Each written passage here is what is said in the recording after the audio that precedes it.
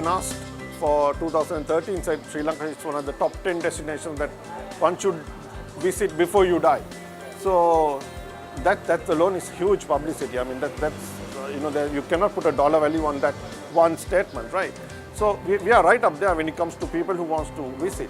What are we doing to attract and to retain and to give that kind of service is the challenge. A tourism product to be successful in any destination, there are what we call 4 A's that should be having. We call accessibility. That's been island nation, either boat or air or whatever. Accommodation, then the number of rooms that you should have and the type of rooms that we should have. So that's been added. So many rooms have been added in different categories. We only after 4 years after our voyage ended, the investments are going. Large number of rooms are under construction, so it will come in the next few years. That's an area that needs to improve. Then we have attractions. So there's man-made attraction and the natural attractions.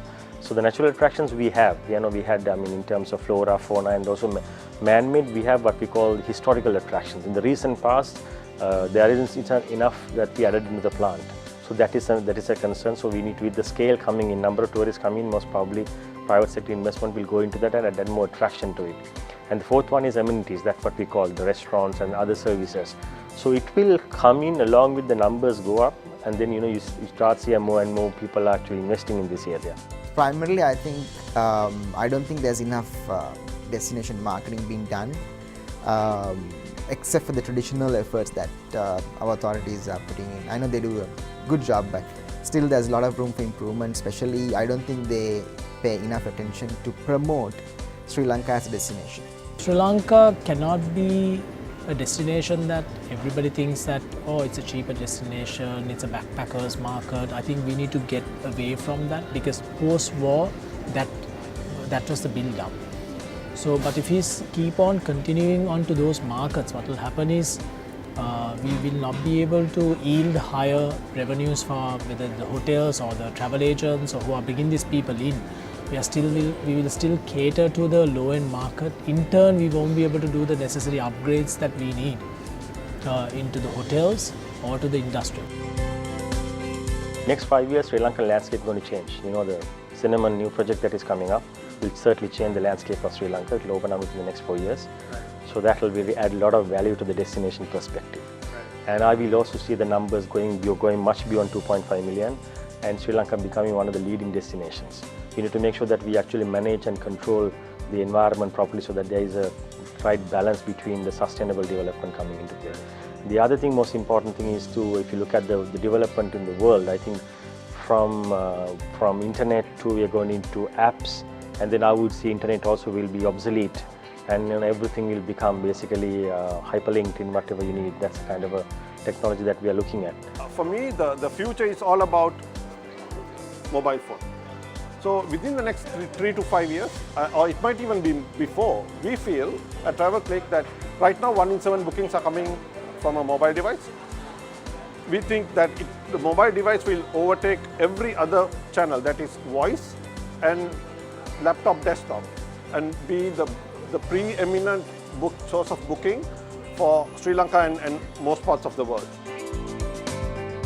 Sri Lanka is, I think, I will always call value addition destination. It will have a little bit of a high end, which are really growing in the southern belt, especially the boutique villas and all that, selling at $400. At the same time, we also have a product range for $30-40. So we are catering the two different segments, but in the future, I think that we are more going towards the higher end, which I believe that the way forward. If you look at Sri Lanka, generally the demographics is generally over 40. But we can see now, especially gap year students, various other sections also coming to Sri Lanka. So those basically will help Sri Lanka to develop brand loyalty. We need to encourage direct bookings to come to the hotel from the consumer. So consumer comes directly to the hotel. They normally spend a lot more money than people who come via travel agencies, and that's a known fact. If Sri Lanka tourism as an industry to survive, we need people to come and spend their money in Sri Lanka, so that as an ecosystem, the whole tourism industry can grow together. The technology is transforming tourism, so we call that e-tourism. So e-tourism is challenging the current business model, right? So there is going to be disintermediation where service provider, customer direct contact. Earlier you needed to have a middleman for that, but today you don't need that because technology has replaced the middleman.